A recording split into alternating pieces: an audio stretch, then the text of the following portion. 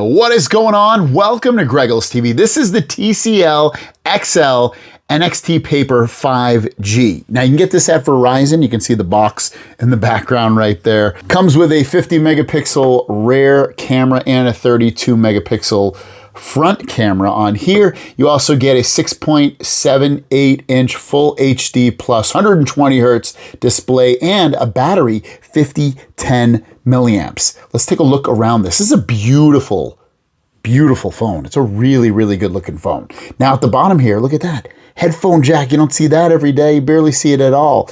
Got USB-C charging, a speaker. On the side here, you got volume keys and a power button. The power button also doubles as a fingerprint sensor. Look at that, really cool. And it works pretty good. And then you have this on the other side, which you're gonna get your SIM card, and you'll also be able to put up to 2 terabytes of SD storage, which is crazy again. Now, this phone has a MediaTek Dimensity 6100 Plus processor, so it's kind of low end, just to let you know. It does have a matte low glare paper-like display, which I'll show you in a minute. So if you like these you can kind of see it doesn't really, I mean, it reflects a little bit, but not really all that much.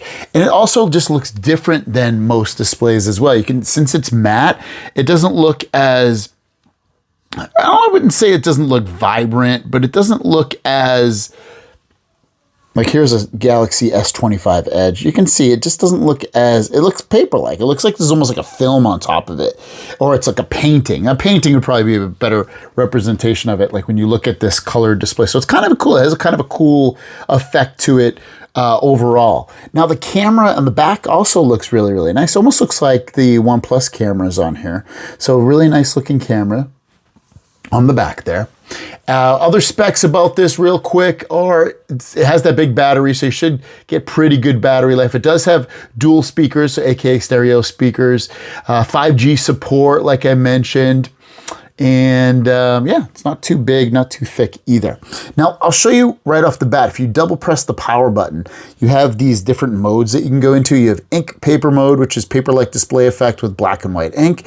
You have color paper mode, low saturation, soft color, paper-like display effect. And then you have regular, which I'm currently in, the high definition, bright original colors. So I'll show you ink first. You just tap on it and instantly the color is going to, not instantly, but pretty much instantly, the color leaves the display. So I now have this black and white phone to use. One thing I did notice is that when I go into the Photos app, the photos still show up in color. So I don't know why it's like that. The rest of it is in black and white. But when you go to like a website, you can see the website, when it shows images, those show in black and white. So most of it will be in black and white, but pretty much anything else won't be. Let's open up Mr. YouTube here. Here's a video playing in black and white on the display. And you can get this, I'll link it down below. Looks pretty good, like the quality of it is pretty good. Let's change this to, oh, that's interesting. I guess it reduces it to 720p. That's interesting, when it's in this mode anyway. While it's playing, and this might as well hit the speakers. Let's check this very light, very nicely built laptop out. Now this is a 14-inch laptop. So actually, the speaker's not too bad. It is missing a little bit of low end. So we'll switch it back, double press the power button. We'll go to color paper mode this time, enter it. And all the saturation and stuff is completely taken out of there. And then we'll play our favorite song.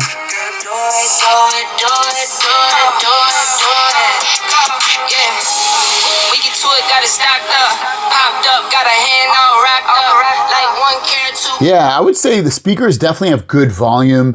It is missing a ton of low end. It's almost a little bit too piercing when the volume's all the way up. And then here's still a look at what you're kind of seeing when the mode is kind of desaturated, but it looks like it's pretty cool. Like it has this effect on here. And then again, to switch it back, just double press that. And then you can go into regular mode, enter mode, and you'll see a lot of that color is coming right back. Ooh, looks a lot better to me. I like this mode better. I did notice also you can change this mode when you swipe down from the top. Here, you can go right into here. You can tap it and choose which mode you want instead. Now, you probably saw a little bit of lag there. This phone only has 6 gigs of RAM. It has, and you can add another 6 virtually, so you get 12, but realistically, it's only 6 gigs of RAM. And the processor's not super fast. So like sometimes it's not bad. You know, like it's not too bad going right there. You see a little bit of lag in the animation right there.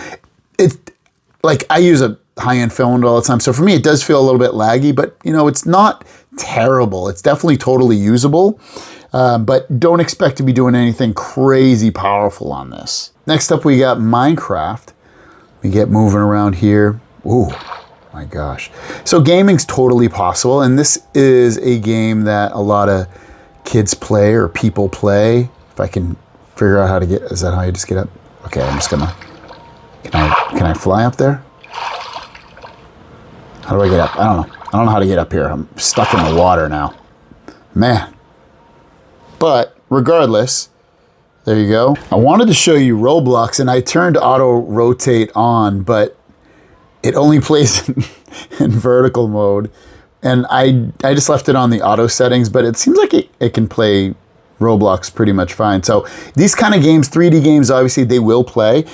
Just don't expect, again, to be like playing at ultra high settings or high settings. It's going to be a low to a medium type gaming device.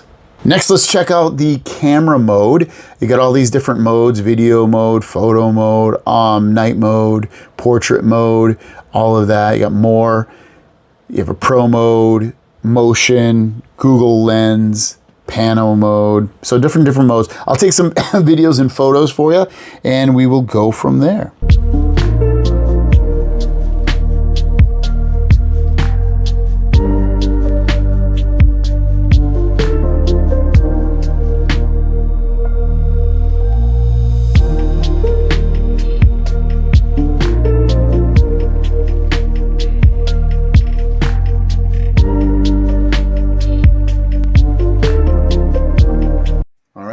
Go. This is the front camera on the TCL phone. What do you guys think? Is it holding up well? The microphones, all of that, let me know in the comments down below. This is the ultra wide camera. Turn that off and gives you an idea of how it does with stabilization and movement and all that stuff. What do you guys think? One thing you can't do, fortunately or unfortunately, is when you're recording video, like on my higher end phones, I can actually switch between the lenses. You can't do that on this. You have to stop the recording and then choose the other lens. Let's check out what comes pre-installed. You have, I didn't install this, and you can uninstall it. So like a PDF reader comes installed. Looks like this One Weather app comes installed, but again, you can uninstall. A bunch of games came pre-installed, but you can uninstall them again if you want, so it's not too bad on that in that end. I've got some Verizon apps, Google apps as you would expect. Not a ton of bloatware, but a fair amount, but you can remove it, which is cool. So what I like about this is that it looks really premium. It feels really premium. It's a really well designed, beautiful phone. It looks really, really nice. I like that it has 5G. I like that I mean, it wouldn't be my first option, but it's kind of cool that it has this NXTPAPER look to it. If you wanted something different on your display and have it look different, it definitely does look different. The fingerprint sensor works pretty well. Cameras are okay. Not amazing, but definitely not terrible. It can pass the job with the videos and photos. I like that it has a headphone jack if you're still into headphone jacks, and it has expandable memory on here that you can add extra storage to. It performs okay. It's not too bad. It has 120 hertz display. It does have a lot of customizations in here for your liking. It has a lot of stuff, actually. You have your home screen that you can mess with, the lock screen wallpaper. You have the NXTPAPER zone, which I showed you earlier. You can change to the different screen modes. Here's the display settings.